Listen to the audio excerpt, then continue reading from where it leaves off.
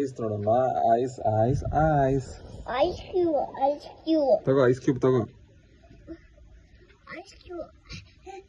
ಅದು ಇದು ಬೇಕು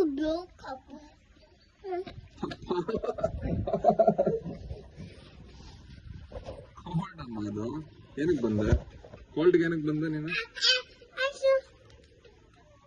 ಮೂತಿ ಹೊಲ್ಸ್ಕೊಂಡು ತಿಂದಿರೋದು ಮಧು ನೋಡಲ್ಲ ಐಸ್ ಅಷ್ಟಿದೆ. ಮಧು ನೋಡಮ್ಮ ಕಾರ್ಗೊಮ್ಮ, ಐಸ್ ಗೊಮ್ಮ ಇದೆಲ್ಲ.